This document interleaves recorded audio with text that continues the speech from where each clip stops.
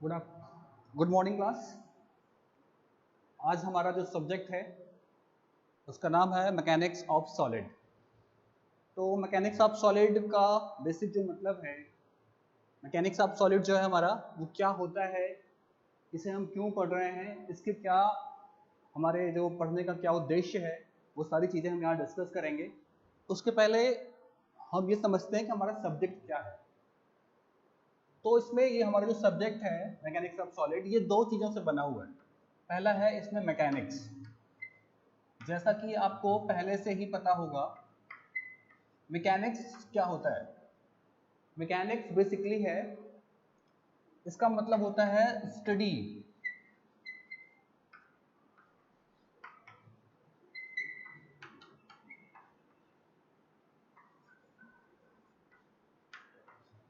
Study of motion due to the action of external force.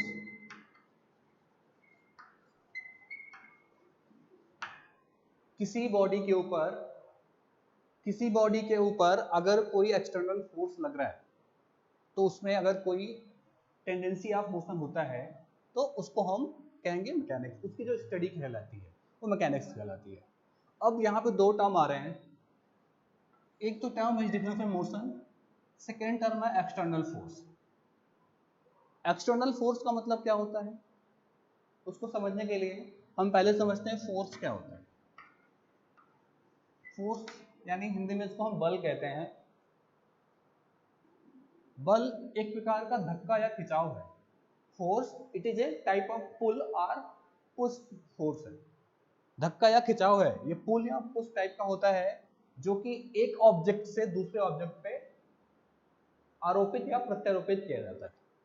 यानी बल जो है वो एक ऑब्जेक्ट से दूसरे ऑब्जेक्ट पे लगता है।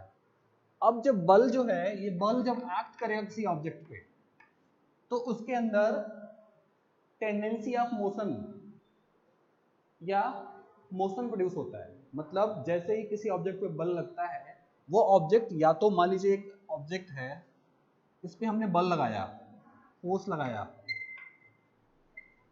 तो ये जो ऑब्जेक्ट है ये मूव करने की टेंडेंसी करेगा। ये मूव कर सकता है या मूव करने की स्थिति में पहुंच जाएगा। बल के बाद अगर किसी ऑब्जेक्ट पे बल लगता है, तो उसमें कुछ चीजें प्रोड्यूस होती हैं। पहला है वो मूव करेगा या नहीं करेगा, ये सारी बातें हम आगे सब्सिक्वेंट लेक्चर्स में देखेंगे। सेकेंड हमारा जो टर्म्स है सब्जेक्ट के नाम में, वो है सॉलिड। अब सॉलिड क्या होता है? सॉलिड, अगर कोई भी हमारा मटेरियल है जिसका एक डिफरेंट स्ट्रक्चर है, जिसके मॉलिक्यूल्स के बीच की जो बॉन्डिंग है वो चेंज नहीं हो रही है, जो एक डिफिनिट शेप एंड साइज को रखता है, चाहे वो कोई सा भी स्ट्रक्चर फॉलो करे, तो हमारा वो सॉलिड कहलाएगा। जो हमारे सॉलिड हैं वो नॉर्मल जो हमारा फोर्स लगता है under the action of force, वो हमेशा अपने स्ट्रक्चर को फॉलो करते हैं। उसमें जो डिफॉर्मेशन एक वर्ड आता है, जब हमारा फोर्स लगेगा किसी सॉलिड के ऊपर, तो उसकी वजह से डिफॉर्मेशन भी आता है। और डिफॉर्मेशन का मतलब होता है, इसका मतलब होता है, डिफॉर्मेशन का मतलब change in shape and size. Change in shape and size. अगर किसी ऑब्जेक्ट पे हम कोई फोर्स लगाते हैं, तो उसकी वजह से उसमें डिफॉर्मेशन प्रोड्यूस होगा, और डिफॉर्मेशन का मतलब होता है change in shape and size.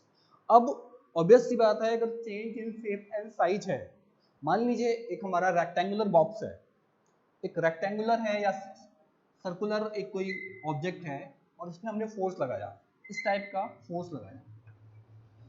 ये किस टाइप का फोर्स है इसको हम आगे पढ़ेंगे। तो अगर इसके डायमेंशंस में कोई चेंज आ रहा है, ऑब्वियस सी बात है ये एक ऑब्जेक्ट है, तो इसके जो हमारा डायमेंशन होगा वो कुछ डिफरेंट डायमेंशन होगा, उसमें जो चेंज आएगा उसको हम इजीली मेजर कर सकते हैं। मान लीजिए इनिशियली अगर इसका डायमेंशन x था, इसकी लेंथ x थी, तो फोर्स लगने के बाद अगर उसकी जो x डैश हो जा रही है तो डिफॉर्मेशन हमारा कहलाएगा x माइनस एक्स डैश, ये हमारा डिफॉर्मेशन हो जाएगा। तो ये सारी चीजें हमारी डिफॉर्मेशन से जुड़ी आ गई। अब हम बात करते हैं कि फोर्स कितने टाइप के होते हैं। अगर हम फोर्स के टाइप की बात करें तो हमारा जो फोर्स है ये 3 टाइप का होता है। पहला है टेंसाइल। टेंसाइल का मतलब होता है कि वो फोर्स जिससे हमारा जो ऑब्जेक्ट है उसकी लेंथ में या डायमेंशन में वृद्धि हो, ये हमारी लेंथ या डायमेंशन को बढ़ाता है। यानी एक अगर दो मॉलिक्यूल्स हैं उसके ऑब्जेक्ट के तो उनको वो दूर दूर ले जाता है। मान लीजिए अगर हम मॉलिक्यूलर लेवल पे बात करें, जैसे ये हमारे दो मॉलिक्यूल्स हैं किसी सॉलिड के और इस पे फोर्स लगेगा तो वो उस फोर्स की टेंडेंसी ये होगी कि इनके बीच के जो डिस्टेंस है इसको बढ़ाएगा वो। इसके लिए हमारा जो फोर्स का नेचर होना चाहिए ये पुल टाइप का होना चाहिए। अगर मान लीजिए हमारा ये इंटरएटॉमिक डिस्टेंस d है तो ये जब फोर्स लगेगा F तो ये मॉलिक्यूल्स के बीच में, ये किसी मटेरियल के मॉलिक्यूल्स हैं और उनके बीच में डिस्टेंस बढ़ जाएगी। सेकेंड टाइप का हमारा जो फोर्स होता है वो कॉम्प्रेसिव होता है।